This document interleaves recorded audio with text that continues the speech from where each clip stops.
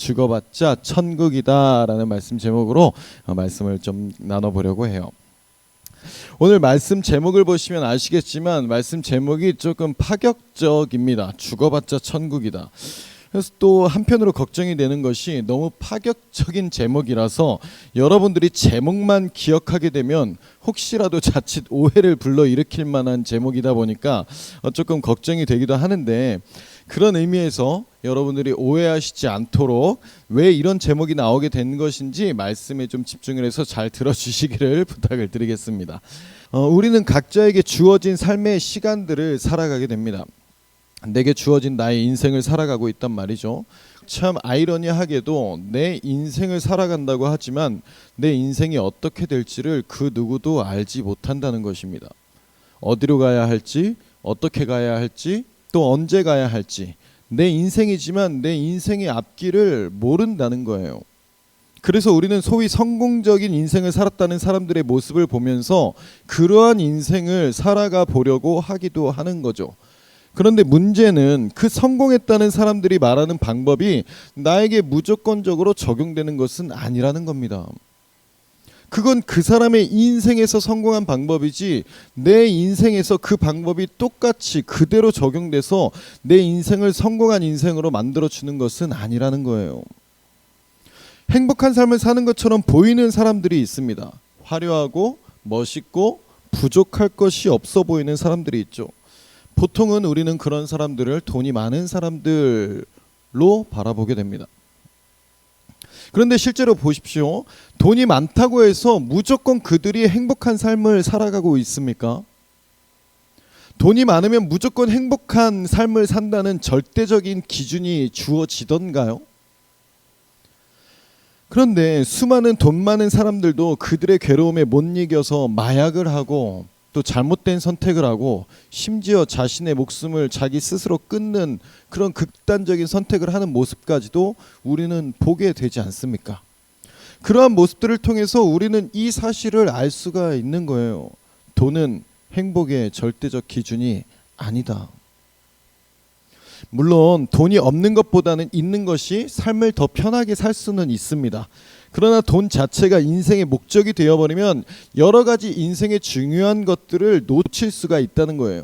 그런데 안타깝게도 돈 자체가 최고의 가치인 것처럼 여겨지는 이 세상 속에서 많은 청소년들이 그 돈을 갖기 위해 잘못된 방법으로 잘못된 선택을 하는 경우가 굉장히 많이 벌어지고 있다는 것입니다.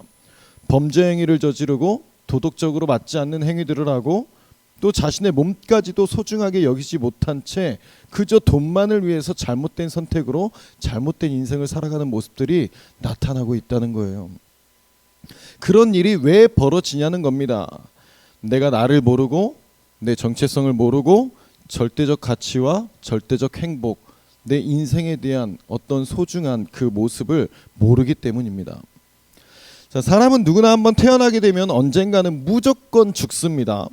모든 사람마다 각자의 인생이 있고 각자 삶의 모습이 있고 각자 사는 삶의 방식들이 다 다르지만 각자의 가치관, 각자의 생각하는 바가 각각 다 다르지만 모두에게 공통적으로, 사람이라면 모두에게 공통적으로 적용되는 것이 있다면 그것은 죽음이라는 거예요. 누구나 죽는다는 것입니다. 부자든 가난한 자든 노인이든 젊은이든 사장이든 직원이든 유명하든 무명하든 상관없이 사람은 누구나 언젠가는 죽음을 맞이하게 된다는 거예요. 이 사실에는 그 누구도 반박할 수도 부정할 수도 없습니다. 팩트, 이 세상에서 가장 정확한 팩트 그 자체인 거죠. 이 죽음이라는 것은 인간에게 있어서 가장 해결할 수 없는 문제라는 거예요. 아무리 많은 돈을 가졌어도, 아무리 대단한 권력을 가졌어도, 아무리 유명하고 아무리 많은 것들을 가졌다 할지라도 이 문제를 해결할 수 있는 사람은 아무도 없습니다. 인간에게 있어서 모든 두려움의 근원은 죽음이라는 거예요. 여러분, 귀신이 왜 무섭겠어요? 귀신이 나를 잡아갈까 봐 무서운 거 아닙니까? 놀이기구가 왜 무서워요?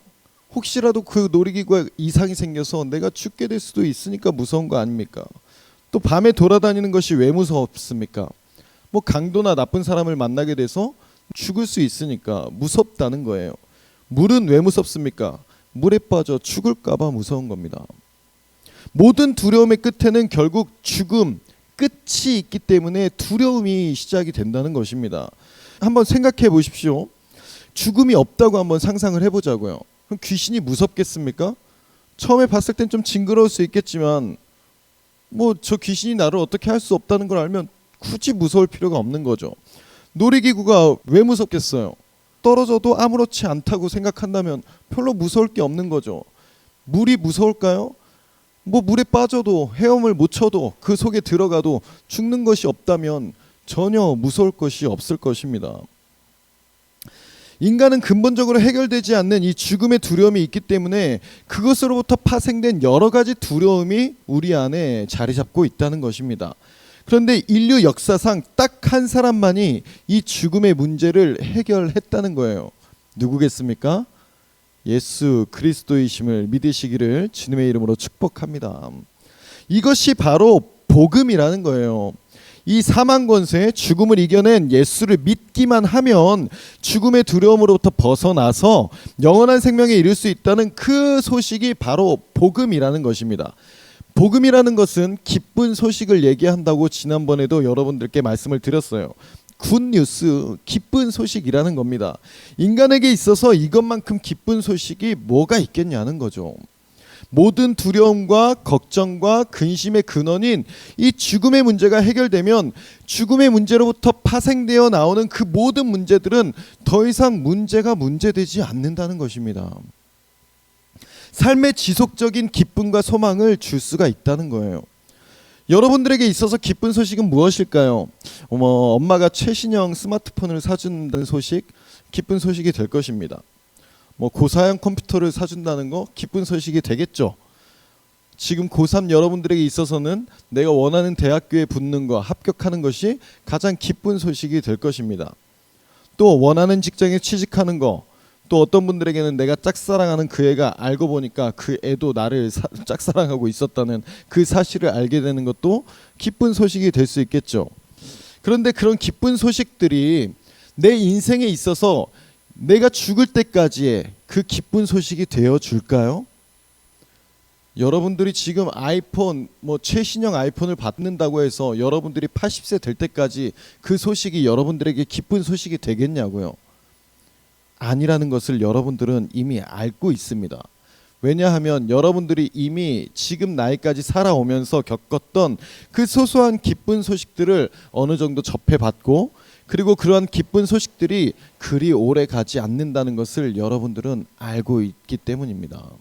그럼 어떤 기쁜 소식들이 오래 가는지 한번 좀 살펴보자고요. 대한민국에서 살아가는 것을 기준으로 해서 우리 한번 살펴봅시다. 자, 인간에게는 생애주기라는 것이 있죠. 태어나서 유년기를 겪게 되고 유치원을 들어가게 됩니다. 아마 이때의 기쁜 소식이라고 하면 새로운 장난감과 새로운 인형이 그 나이 때의 가장 기쁜 소식이 될 거예요. 그런데 그 기쁜 소식이 초등학교 고학년이 될 때쯤이면 그 기쁜 소식이 기쁜 소식으로 남을까요? 그렇지 않습니다. 금방 사라지게 되는 거예요. 더 이상 기쁜 소식이 되지 못한다는 거죠. 자, 그러면 중학교 들어갈 쯤부터 해서는 대학이라는 그 공통된 목적을 가지고 공통된 교육 과정을 받게 되는데, 이때부터는 여러분들에게 있어서 공부라는 것이 어마어마한 스트레스로 자리를 잡게 되죠. 지금 여러분들의 모습처럼 말이에요. 얼마나 그 피로에 쩔어드는 모습이 앞에서 봐도 안타깝단 말이에요. 그러면 이때의 기쁜 소식은 무엇이 되겠습니까? 원하는 대학교에 합격하는 것이 기쁜 소식이 되겠죠.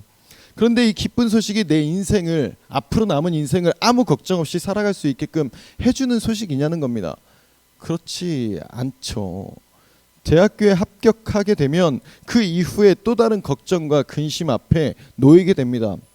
어떤 걱정과 근심이 놓이게 될까요? 취업의 문제가 기다리고 있죠. 좋은 직장에 취직하는 것이 기쁜 소식이라는 거예요. 그럼 그 기쁜 소식을 위해서 또 열심히 달려가게 됩니다. 어떻게 하다 보니까 내가 원하는 직장에, 남들이 부러워할 만한 직장에 취직을 하게 됐어요. 기쁜 소식을 얻게 된 거죠. 그럼 이때부터는 남은 인생이 걱정 없이 흘러갈까요? 취업하신 우리 청년 선생님들, 그 기쁜 소식이 계속 남아 있습니까? 걱정과 근심이 없습니까? 아닙니다. 그 이후에 또 새로운 걱정과 근심이 생깁니다. 어떤 근심이 있을까요? 결혼이라는 문제 앞에 놓이게 됩니다. 내가 사랑하는 사람, 내가 원하는 사람, 내가 원하는 조건을 가지고 있는 사람과의 어떤 결혼에 대한 부분이 또 걱정으로 자리 잡게 됩니다. 그렇게 해서 또 좋은 사람과 만나서 결혼을 하는 그 기쁜 소식을 위해서 또 달려가게 되겠죠. 그렇게 해서 결혼을 하게 됐습니다. 그럼 그 기쁜 소식이 계속 내 인생을 또 기쁘게 만들어 줄까요?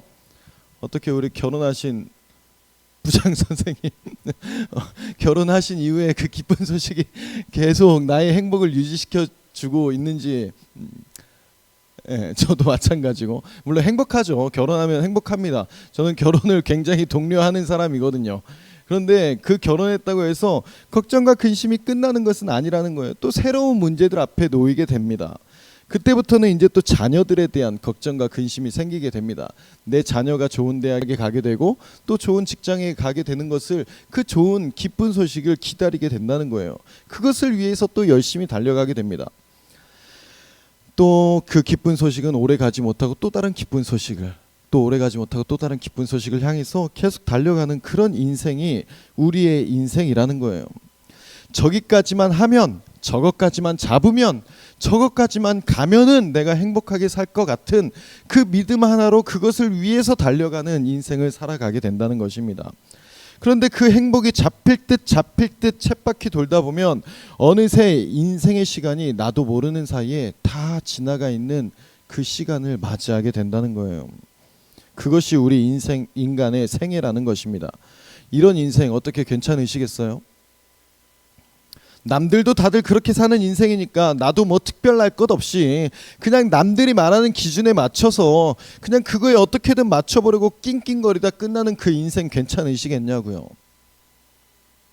내가 이 땅에 왜 태어나게 되었고 내 인생의 목적이 무엇이고 무엇을 위해서 살아가야 하고 그 인생의 끝에는 무엇이 있는지도 모른 채 그저 남들 사는 대로 다들 그렇게 그냥 사니까 세상에 많은 사람들이 말하는 그 기준 같지도 않은 기준에 어떻게 해서든 맞추려고 낑낑거리며 살아가는 그 인생이 행복한 인생처럼 보이시냐는 거예요. 여러분들 그렇게 살고 있는 인생 행복하십니까?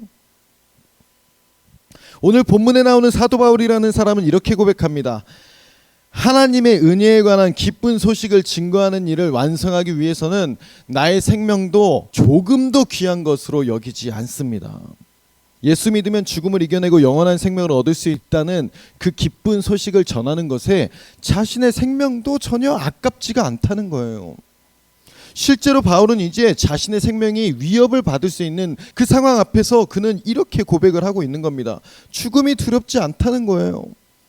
그가 이러한 고백을 할 수 있는 이유가 무엇이었겠습니까? 저 천국에 대한 소망, 저 영원한 삶에 대한 확신이 있었기 때문이라는 것입니다. 두려움에 대한 그 근원을 이겨낸 자의 모습이라는 거예요. 진정한 복음은 복음 그 자체로 나에게 힘과 능력이 된다는 것입니다. 기쁜 소식은 전하지 않을 수가 없다는 거죠. 여러분들이 원하는 대학에 합격했다는 그 소식을 여러분들이 들었다고 한번 생각해 보세요. 나만 그냥 조용히 합격했구나 이러고서 나 혼자만 그냥 알고 있겠어요, 여러분? 아니죠. 물론 뭐 그런 분들도 계실 수 있겠지만 다른 사람한테 말할 수밖에 없는 거예요. 최소한 부모님께는 무조건 말할 거 아닙니까? 엄마 나 합격했대. 아빠 나 합격했대. 그럼 그 소식을 들은 부모님은 그 소식을 듣고 혼자만 알고 있을까요? 아닙니다. 바로 친구한테 전화하는 거죠. 뭐해? 잘 지내? 그러고 보니까 철수 걔 어디 갔다 그랬었지? 거기 갔다고? 종민이? 뭐 종민이 공부도 안 하는 것 같아가지고 맨날 걱정 끼치고 막 그러더니 서울대 합격했대 이놈의 자식이. 뭘 축하는 무슨 뭐 그냥 다 열심히 한 만큼 하는 거지. 뭐 밥을 사긴 뭘 사 이런 거 가지고 그냥 만나서 밥이나 한번 먹어. 하여간 그놈 때문에 마음고생한 거 생각하면 말도 못하는데 그래도 어떻게 지가 또 그렇게 해가지고 서울대를 그래도 합격을 했네. 아니야 뭐 자랑할 게 뭐 있어 이게. 그래 들어가. 한번 봐 얼굴 한번 봐. 이러고 끝낸다고요. 그러고 또 뭐 하겠어요. 다른 친구한테 또 전화하는 거예요. 잘 지내? 이번에 찬영이 어디 들어갔어? 아직 몰라?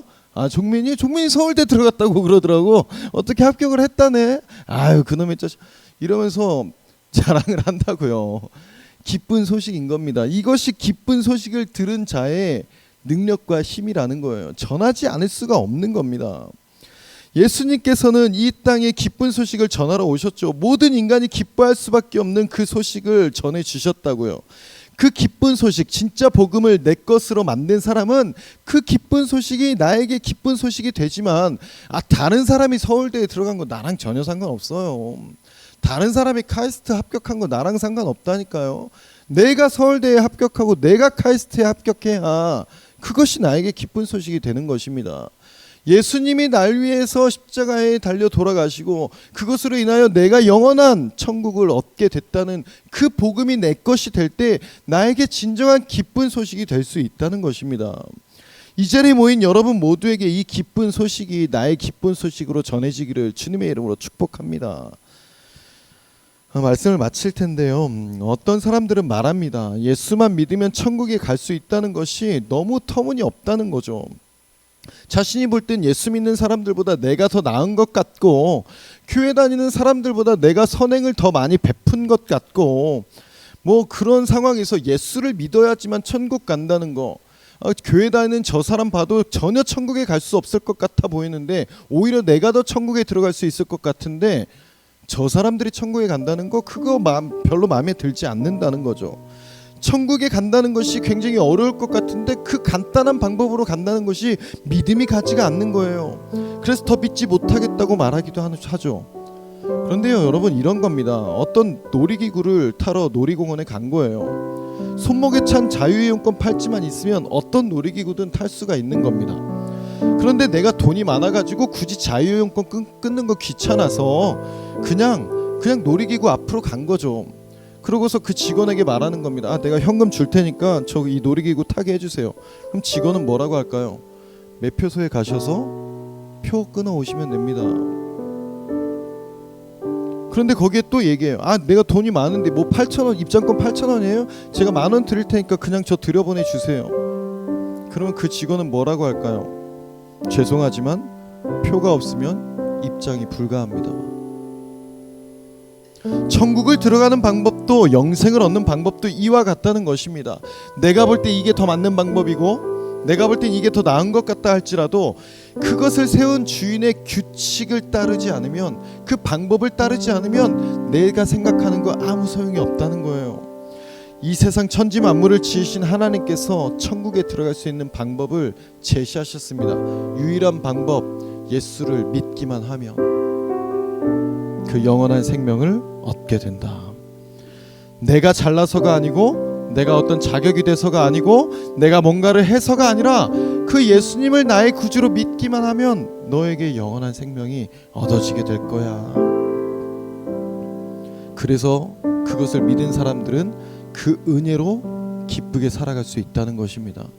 죽음이 끝이 아닌 인생, 그 죽음 이후에 이어질 영원한 천국에 대한 소망. 내가 지금 이 땅에서는 이렇게 괴로움과 아픔과 힘듦과 고난이 있다 할지라도 이 삶의 끝에서는 분명한 주님께서 나에게 위로를 해주시고 영원한 행복 가운데로 이끌어 주실 것이라는 그 영원한 소망, 그리고 이 땅에서의 주님이 주시는 그 위로, 그 감사, 그 은혜가 있기 때문에 우리는 행복한 삶을 살아갈 수 있다는 것입니다. 이 땅에 태어난 목적을 알고 계획을 알고 그 끝을 알고 내 삶의 주인이 누구인지를 알게 될 때에 내 눈앞에 보이는 한 치 앞을 모르는 인생길에 있음에도 행복을 누리면서 살아갈 수 있다는 것입니다.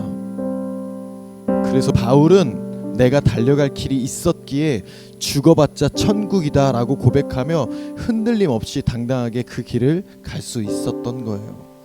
우리도 마찬가지입니다. 내 인생의 사명을 붙잡을 때 세상의 허무함과 두려움을 이기고 당당하고 행복하게 살아갈 수 있다는 것입니다. 사랑하는 여러분, 예수님께서 전해주신 그 기쁜 소식이 여러분들에게 기쁜 소식으로 전해지기를 소망합니다. 내 인생 가운데 그 기쁜 소식이 임하게 되었을 때 우리의 삶의 방향은 완전히 달라질 수 있다는 거예요.